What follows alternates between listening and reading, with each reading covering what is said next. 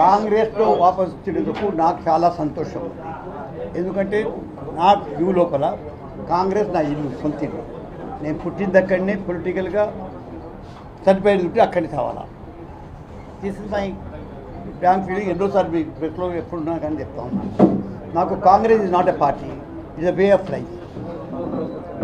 It's inclusiveness is not ideology. నేను అందుకే మేడంకి రాసినప్పుడు కూడా రాసిన golden path of socialistic pattern. It is not socialism also, it's a pattern of socialism that is. అంటే ఇండియాకి ఏది కావాలి కాబట్టి అటువంటి రియలిస్టిక్ అప్రోచ్, మన సోషల్ అప్రోచ్ కాంగ్రెస్లో ఉంది.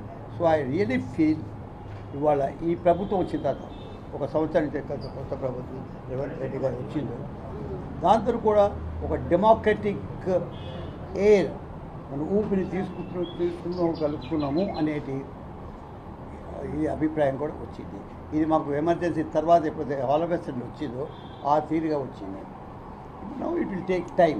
ఆఫ్టర్ ఆల్ మీరు ఇప్పుడు మాట్లాడుతూ ఉన్నప్పుడు చెప్పారు 6 months అయింది. 6 months లోపల ఏ గవర్నమెంట్ కూడా మీరు మనిషిని అసెస్ చేయలేనప్పుడు గవర్నమెంట్ అసెస్ చేయడం అంత ఈజీ కాదు. కానీ ఎన్ని ప్రోగ్రామ్స్ చేసుకున్నారో, పబ్లిసిటీ చేసుకోలేదేమో, ఏది ఫ్యామిలీ పబ్లిసిటీ నలుగురే ఫ్యామిలీ నుంచి వచ్చి చెప్పినట్టు కాకుండా మీరు ఎవరినైనా చూస్తే, మీరు చూస్తూ ఉంటుంది టీవీలో లేదా న్యూస్ చూస్తూ ఉంటే కూడా ఎక్కడనో డెవలప్మెంట్ లేకుండా ఏ ప్రోగ్రాం లేదు. ఎనీ ప్రోగ్రామ్ నేను 6 నెలల నుంచి చూస్తూ ఉంటే ప్రతి ప్రోగ్రామ్ కూడా ఒక డెవలప్మెంట్తో సంబంధం ఉన్న ప్రోగ్రామ్సే ఉన్నాయి మీరు. కాబట్టి ఇది డెవలప్మెంటల్ ప్రోగ్రామ్స్ అవుతుంది. యాక్చువల్లీ డెవలప్మెంటల్ అప్రోచే ఇది. Developmental approach is when you take people along. But చెప్పడం కాదు, చెప్పడం ఇది పబ్లిసిటీ ఏదైనా కానీ.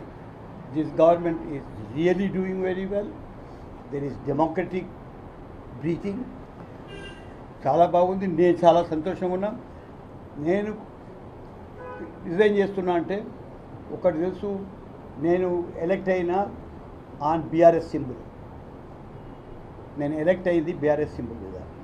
ఎప్పుడైతే నేను కాంగ్రెస్లో జాయిన్ అయ్యిండు, అంతకుముందు జాయిన్ కాలేదు, కండో వేసుకోలేదు. కాంగ్రెస్ జాయిన్ అవుతే I'm suppose to have quit BRS seats వేసినట్టు అయిపోయింది.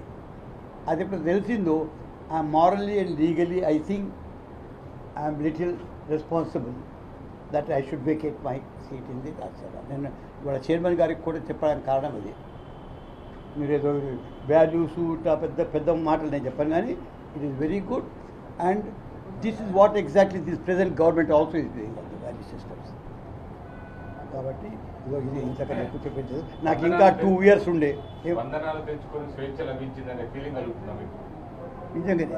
నిజంగానే స్వేచ్ఛ ఫీలింగ్ వచ్చింది.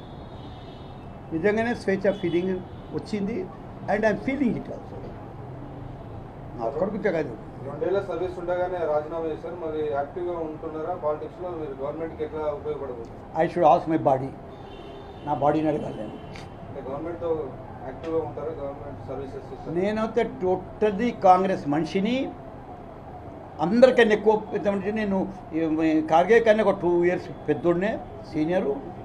కాబట్టి నేను కాంగ్రెస్ అనేది ఇడిసిన 12 ఏళ్ళకి వచ్చి ఒక చాయిస్. మేడం గారికి రాసినప్పుడు నేను రాసిన Congress is one of the greatest parties in the country. There is no alternative to Congress. TINA effect.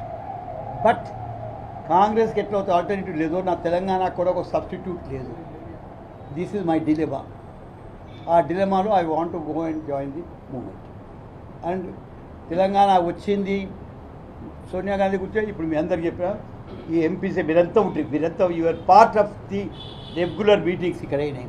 కాబట్టి మనం టోటల్గా మేము తెలంగాణలో ఎవరు చేసిండ్రు ఏం చేసిండ్రో ఇక్కడున్న ఎంపీస్ వాళ్ళు ఇప్పుడు కాంగ్రెస్లో ఉన్న ఎంపీస్తోనే వచ్చింది, వేరేతో రాలేదు. ఇది సర్దిద్దారా ఈ హిస్టరీని.